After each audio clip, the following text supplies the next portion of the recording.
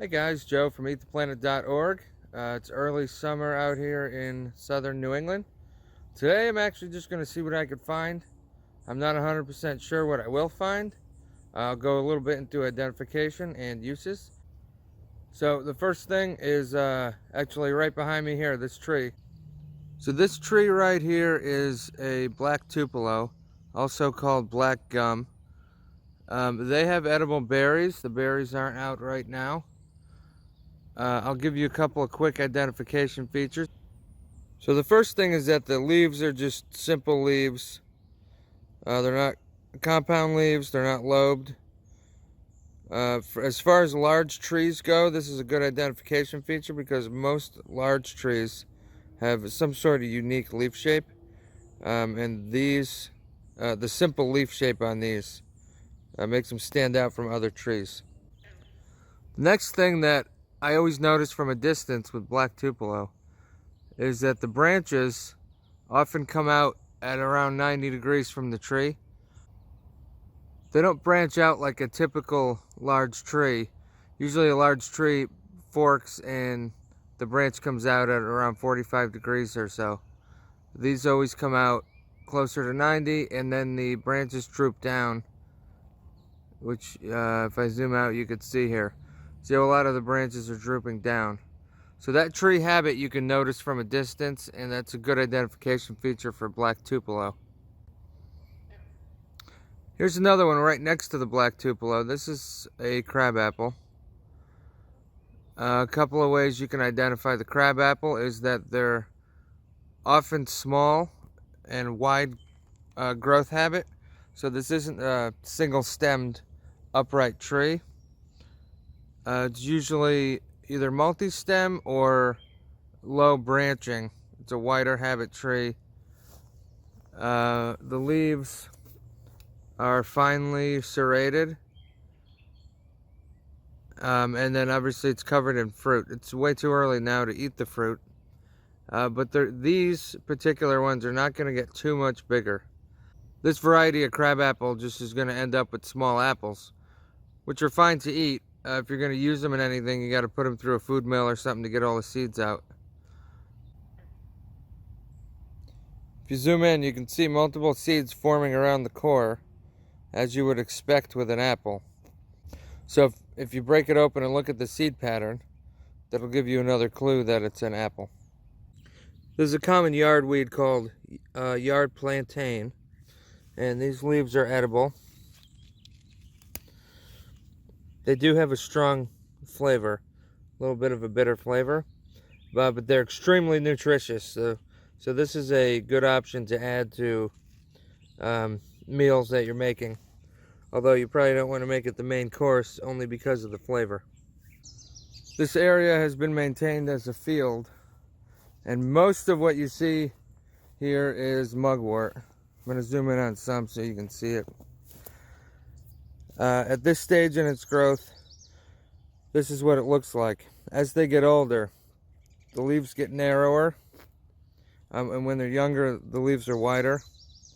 So it's a little bit difficult to identify sometimes because the leaf shape is a little bit different throughout the year. One good identification feature is the color difference between the top of the leaf and the bottom. The other identification feature is if you smell it, it smells a little bit herby and musty, but it is a strong smell. These are used as a culinary herb. If they're dried, you can also make a tea out of it. They have been known to enhance dreaming experiences, so there's a little bit of a cult following behind this plant. It's sometimes called a dream herb. If you make a tea out of it, a strong tea out of it, and drink it before bed, supposedly you'll have more vivid dreams. Again, this is mugwort. Alright, this is the perfect season for raspberries. This is Rubus occidentalis. Rubus is the genus for blackberries and raspberries and dewberries and wineberries and all the other berries that look like raspberries and blackberries. Right now you can see that these These are ripe. These are called black raspberries.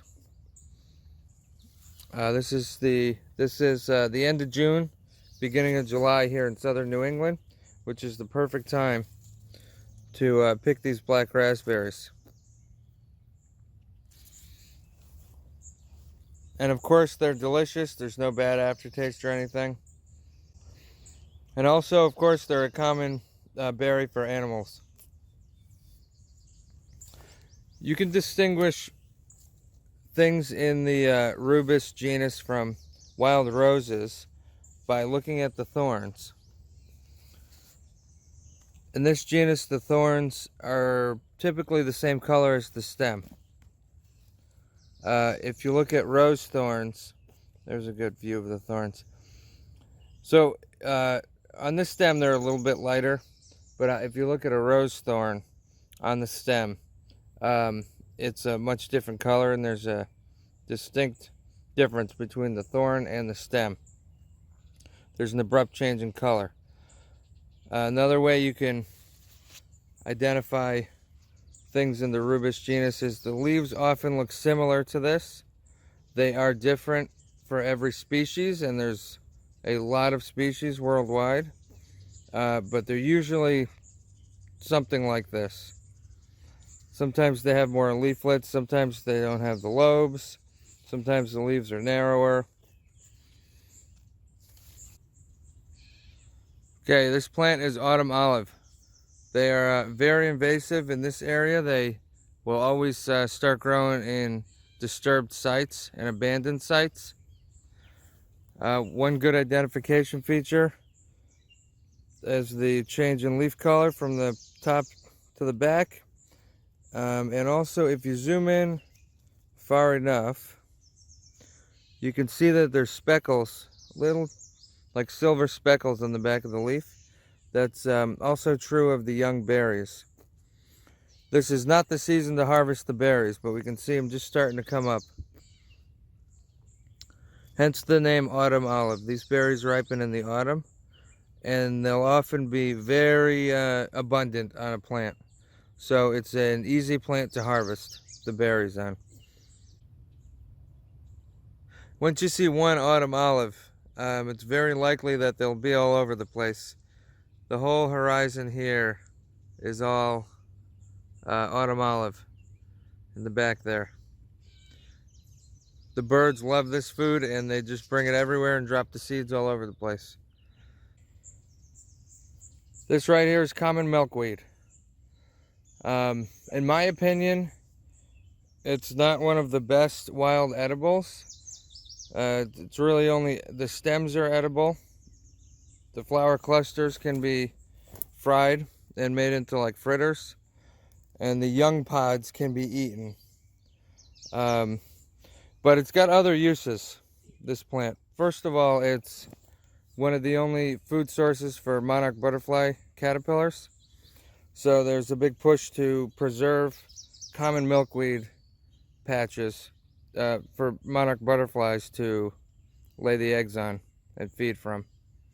The other thing is, in the winter, they produce a cottony fluff from the seed pods, and that's a good fire starter. So it's a notable plant. It's not something that I forage and eat all the time. I almost walked right past this one. This is a wild cherry. The cherries on this species are not ready yet, but I'll zoom in so you can see them here. See them coming off the stalk. One identification feature for cherry trees, it's actually a fungal disease called black knot, and you can see it on the stem there. There's another patch of it up there. It's a very dark colored burl that grows on the small twigs. So if you see that, you know that you're looking at a cherry or a plum tree.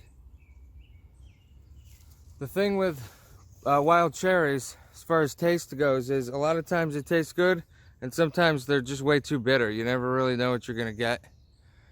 So it is a good wild edible for just picking off the tree and eating without any preparation. And it's a little bit of a game of Russian roulette, because you never know how bitter the cherry is going to be.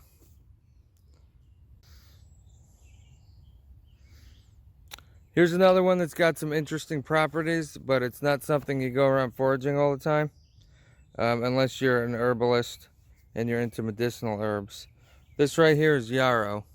Sometimes people confuse it with Queen Anne's lace, which is wild carrot.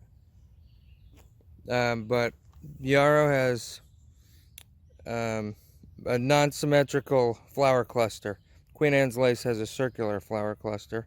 That's one main identification feature distinguishing the two. And the leaf shape is unique on Yarrow. It's got a single vein through the middle, and then you've got the very delicate foliage on each side. Whereas wild carrot, Queen Anne's lace, has branched multiple times the foliage. So there is a distinction there with identification. So this plant can be used for tea, but it's primarily used medicinally. Probably the #1 use medicinally is for a blood clot. So it can help prevent bleeding if it's applied to a wound. So an interesting plant. Again, the taste isn't something that you go around eating very much of it. You could nibble on it if you want to see what it tastes like, but it's not the main course if you're making a meal.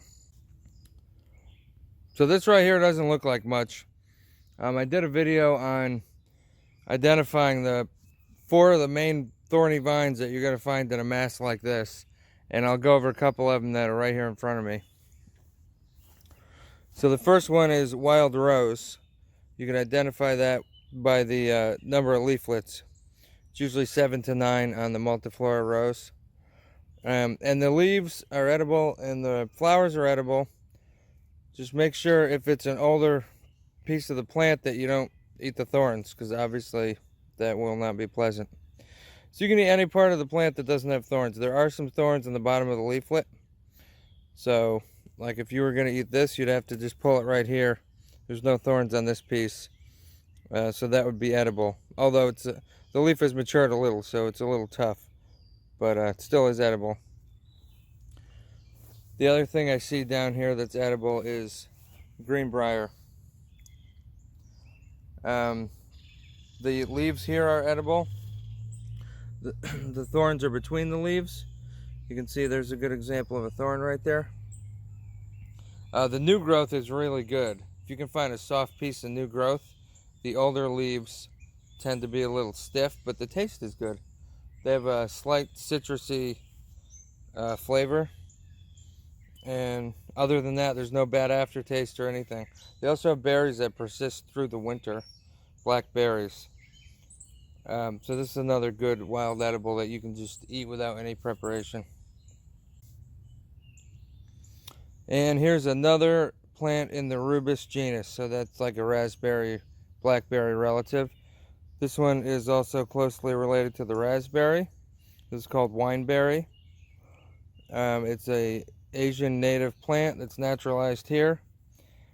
There's a really good identification feature for this, which is all the tiny hairs and thorns on the stem. That tells you it's Wineberry. And as you can see, the leaves are somewhat similar shape to the other raspberry we looked at, the black raspberry. They're just a little bit wider. And they're all, oh, I was going to say they're all single lobed, but this one's not. That's got 3 lobes. But these are delicious and they get pretty big, and as you can see, the cluster is pretty big. So early to midsummer is the perfect time to harvest these. They're bright orange when they come out. So that looks like it's probably it for today. Hopefully you learned something. Feel free to put any questions in the comments and I'll respond. Thanks for watching.